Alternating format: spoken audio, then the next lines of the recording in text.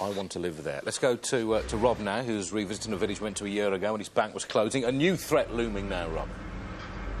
It was Simon who came here actually last April when he came to look at the closure of the local Barclays Bank. Well, I'm back today because, as you say, there is a new threat. This time it's to the garage forecourt services. Now, not so long ago, there were actually 4 garages in the village. Now there's just 1 left.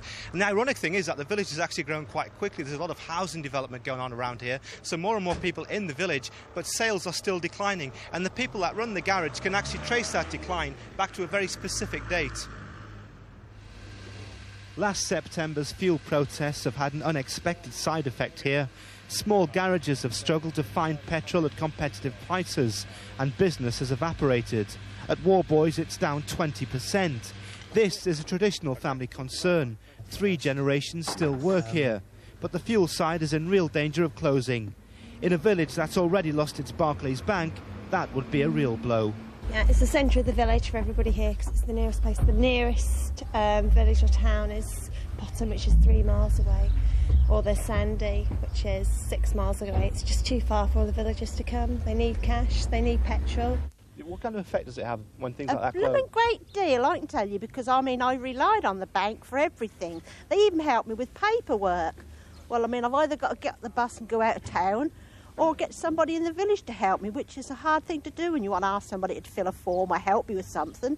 Well, everybody, I mean, they're all sort of rather complaining, you know, that things are not as they used to be, which of course is the same in a lot of places, well, isn't it makes it? life so much more difficult when you've got to do different things, go out of town for this, that, there and the other. Worboys have joined a campaign group, Garage Watch, aimed at protecting small independent operations like this. They say unless they get a better deal on prices from the oil companies, another slice of village life will be disappearing. With me now is Christine Worboys and Mark Bradshaw, who's from Garage Watch. Now, Christine, first of all, you help run the garage here. What do you need from the oil companies then to help you out? I need the oil companies to reduce the wholesale price to the distributors so they in turn can sell to us at a competitive price. At the moment we can't compete with major oil company sites. Do you feel that they're trying to edge you out of the market? I think ultimately, I don't know whether it's their decision to do that, but I think it's probably a political decision. They can't put their prices up, although I think they would like to. Now, give me the idea of the economics of a garage like this. I mean, how much do you make on the petrol? Because you're obviously charging more than the supermarket. Yes, true. Well, for example, if you bought £10 of the petrol, £7.50 would go to the Chancellor. The cost price is 18 pence. We would be making somewhere around 2.5 pence on that, with bank charges coming out. That's gross profit on £10 for the petrol. Now, Mark, thank you very much. You've driven all the way from Shropshire today, from Garage Watch. You're obviously quite wound up about this. Is this a common story that you hear around the country? We're hearing this all around the country, yes. We began the Garage Watch campaign 7 months ago when this 2-tier pricing, as it's become known, actually started, and independent garages were forced to charge more for their fuel. It's grown and grown. We now have over 1,500 member garages across England, Scotland and Wales, and more are joining daily. And I would urge any independents out there that haven't already joined, please do. It's free to join. Just give us a call. But let's be honest, you can't blame customers. You know, if you're going to save as much as 10 pence a litre, you're going to go to Safeways or Sainsbury's or Tesco's, aren't you? Well, obviously, and that's why we're fighting to try and get a fair price on the wholesale side of the market so that independent garages like this can survive.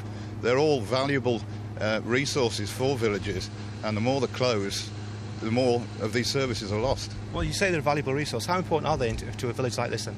Well, with my own garage in Shropshire, we're the only shop in the village. We're also the post office. If we go, the village literally has nothing left. And that's the same story right across the country. Well, as I say, this is economics, isn't it? If the petrol's cheaper elsewhere, people will go elsewhere. Well, they will, but actually we've commissioned a national survey of garage shops and checked on the prices that they're charging actually within their shops.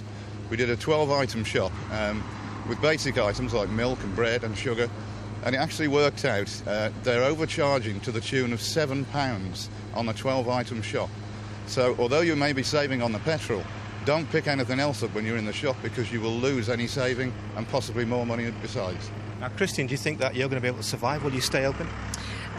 Well, we shall aim to stay open. It's not our plan to close, but obviously we've got a thriving garage and MOT station business which is subsidising the forecourt. So ultimately, because we are an independent and we are responsible for repairs and everything concerned with the station, the investment is really not worthwhile. And if we wanted to sell as a going concern, as a filling station, anyone looking at the books would say this is just not a viable proposition and wouldn't be interested. OK, Christine, Mark, thanks very much. Well, as I say, that was our second visit to Gamlingay, but somehow I don't think it'll be the last, because it'll be well worth coming back here to see how the garage is doing and how the other services in the village are coping in the future.